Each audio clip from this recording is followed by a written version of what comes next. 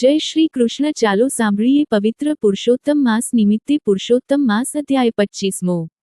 સૂત પુરાણી બોલ્યા, હે શૌનકાદિ મુનિઓ, રાજા દંડધનવાય પુરુષોત્તમ માસના વ્રતની ઉદ્યાપનવિધિ અંગે પૂછતા મુનિ વાલ્મીકીએ તેમને જે જણાવ્યું હતું તે હું તમને હવે જણાવું છું. પુરુષોત્તમ માસમાં કૃષ્ણ પક્ષમાં 14 અથવા 8મને દિવસે વ્રતનું ઉદ્યાપન કરવું. સવારની સર્વ ક્રિયાઓ પતાવ્યા પછી 30 બ્રાહ્મણોને પત્ની સહિત આમંત્રણ આપવું. નહીં તો શક્તિ મુજબ 5-7 બ્રાહ્મણોને બોલાવવા. નહીં તો શક્તિ મુજબ 5-7 બ્રાહ્મણોને બોલાવવા. અર્ધો મણ, 10 શેર, 5 શેર કે અઢી શેર જુદા જુદા 5 જાતના ધાન્યને લાવીને ભૂમિ પર મંડળ રચવું.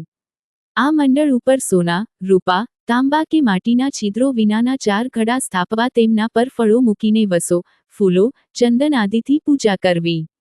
ત્યારબાદ વાસુદેવ, બલભદ્ર, પદ્યુમ્ન અને અનિરુદ્ધ એ 4 દેવોનું સ્થાપન કરવું.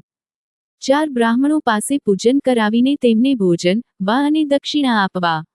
4 દિશામાં દીપકો મૂકવા અને પત્ની સહિત ભગવાન પુરુષોત્તમની પૂજા કરવી તથા વાસુદેવાય સ્વાહા એ મંત્રોથી તલનો હોમ કરવો. હોમ દરમિયાન, હે પુરુષોત્તમ ભગવાન, મારા અર્થનો આપ સ્વીકાર કરો. હું આપને નમસ્કાર કરું છું. તેમ પ્રાર્થના કરવી અને ધ્યાન ધરવું. બાદ પૂજા કરાવનાર બ્રાહ્મણને સોના સહિતનું પાત્ર દાનમાં આપવું. બાદ પૂજા કરાવનાર બ્રાહ્મણને સોના સહિતનું પાત્ર દાનમાં આપવું. આચાર્યને સંતોષ થાય તેટલી દક્ષિણા આપવી. ઉપરાંત આમંત્રિત બીજા બ્રાહ્મણોને ભોજન કરાવી દક્ષિણા સાથે વાછરડા સાથેની ગાય દાનમાં આપવી. તેલ અને ઘીના પાત્રો, વસ્ત્રો, શિવ પાર્વતીની મૂર્તિ, પગરખાં આદિ દાનમાં આપવું. જો શક્તિ હોય તો શ્રીમદ ભાગવતનો ગ્રંથ આપવો.